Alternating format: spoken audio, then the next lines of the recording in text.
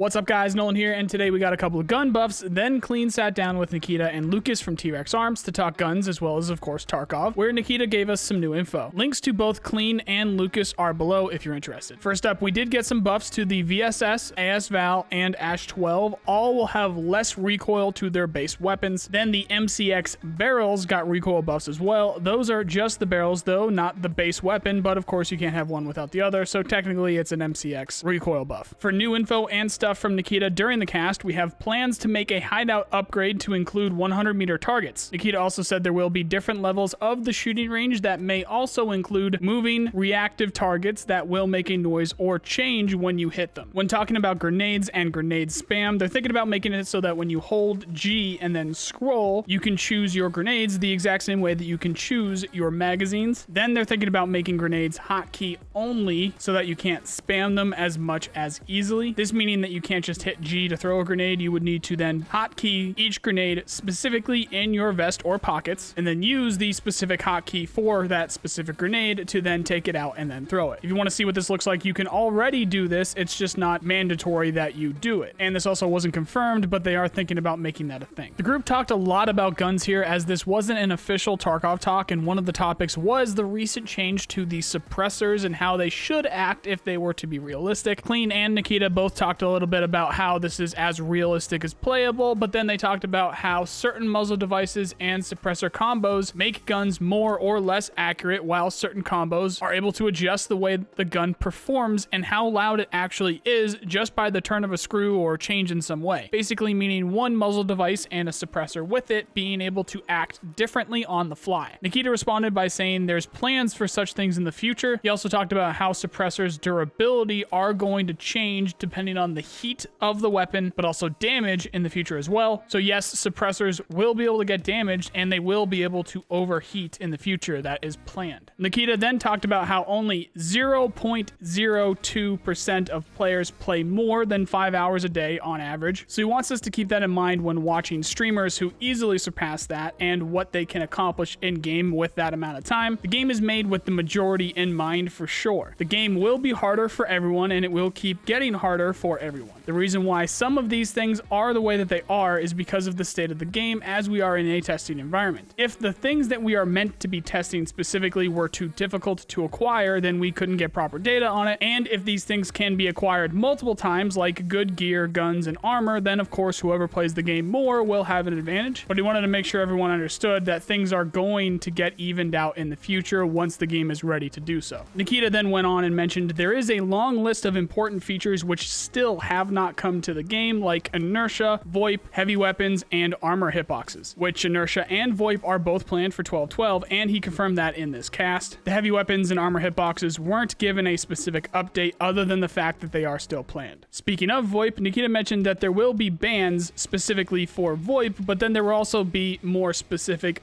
VOIP bans. So you will be able to report people for their use of VOIP, and then they will temporarily or permanently lose access to VOIP only, but depending on their infraction, they could also get banned from the game. Later, the group was talking about the flea market, and Nikita was discussing where they would set up a Flea tier system so that it unlocks incrementally. This in no way is planned or confirmed. They were just talking about how it would work, because Nikita said that BSG wants the Flea to be pretty accessible, but not the best gear that goes up on it. So they're going to keep looking at ways to make it more balanced. In terms of what they discussed specifically today, it was along the lines of the Flea would unlock at level 10, but you would only have access to certain kinds of meds, ammo, or weapon attachments. That's it. And then at level 20, or just some other level later than that, you would get access to armor, and then at some level after that you would get access to guns or a certain level of guns and things like that. Much like the way that the traders work, but it would just be the player-driven economy with the flea market. Nikita then also discussed that internally they were talking about a way to have your PMC level plus your flea level plus certain quests add up to make up that level that is required for your tier of the flea market. Either way, BSG are not exactly happy with how the flea market is acting right now, so there are going to be more changes in the future. Nikita then later mentioned how trader stock events are going to be coming later this year. There are going to be special and new items popping up at traders at special times, where you will get notifications from the traders in your message box on these special stocks and events. Just in general, there are going to be more events coming. There's going to be new item spawns on different locations locations. There's going to be new exits and new enemy spawns. When he mentioned this, it didn't exactly sound like new enemies like the UN or the Russian regulars or the GRU or anything like that. It just meant different spawns for scavs or bosses or things like that. But no one actually asked him specifically about the UN or the GRU or the Russian regulars or anything like that. So it could be, I just don't think that's what he was talking about. More weapon malfunctions are coming, and they're going to change how the alerts pop up for specific malfunctions so that you know what's happening or that you just know that it's happened in general. Nikita then mentioned the sidearm fast draw when your main weapon is malfunctioning again. However, it wasn't super clear to me whether that was something that was planned or they were just discussing it, although I think it's a good sign for it to potentially come into the game if this is the second time that he's bringing it up. When talking about malfunctions, Nikita talked about how some of the weapon malfunctions will not be super clear, and you will then need to inspect the weapon by looking at it in order to figure out what is actually wrong with it to then fix that malfunction. However, there will be an elite skill involved with this where it will tell you exactly what is happening and make it quicker for you to clear that malfunction. But again, otherwise, you will need to figure it out yourself. Nikita brought up that really low durability guns can explode. He also brought up later that repair kits for weapons and armor are going to be accessible in raid eventually. Apparently, they already have the models done, and obviously they don't have the feature in for the armor plates that you can repair yet, but for weapons, that could be a thing in raid, so we might be seeing that soon. The double barrel shotgun, according to Nikita, is a really shitty gun, but it is going to be coming into the game as a very low karma scav weapon. He then brought up that more quests are coming for Fence, but he will not work like other traders. He specifically called him a very shady person, so his quests are going to be very shady. While on the subject, Nikita mentioned that daily quests are coming and are planned for patch 12.12, but not sure about weeklies just yet. He then also mentioned that 100% scars will be in the game in patch 12.12, thankfully. I also think it has a very good chance at being one of the best guns, if not the best 308 gun at least in the game. We're gonna have to wait and see. And in case you guys didn't catch it, again, Inertia as well as VOIP are still planned for 12.12, but Nikita never gave a time frame for the patch during this cast. There will also for sure be higher caliber bolt action rifles. In the past, Nikita's talked about 338 Lapua being bolt action, which makes complete sense, but there's also a possibility for things like 300 Winchester, 408 Chi-Tac, and things like that to pop up as well. Batteries for electronics are still soon TM, like your thermals and your night vision goggles and stuff like that, but also on that subject, Nikita also mentioned that the optics in-game are going to be able to break, such as the glass or the red dot being put off if it ends up taking damage, on top of the fact that some of them will also need batteries in order to function. And that was it for today, guys. This was not an official community cast. This was just Nikita sitting down with Klean and Lucas from T-Rex, where of course you can't have Nikita anywhere without him talking a little bit about Tarkov, so this is what popped up with that. I do expect there to be an English community cast sometime in the next week or so, and that was according to Nikita himself during the Russian community cast, where we might also see some of the first screenshots of the lighthouse location. So the second that I hear anything about that, guys, I will of course let you know. But that's gonna do it for today. If you're looking for people to play with, we have almost 9,000 people on our Discord with a very active voice looking for group setup and a special trust system set up to know who you can and can't trust in harsh games like Escape from Tarkov. If you're interested, the link is below. But if you're looking for the latest Tarkov news, check out these playlists here. If you like this video, then you know the drill. Please subscribe. I really appreciate the people who do. Otherwise, I hope you have a nice day.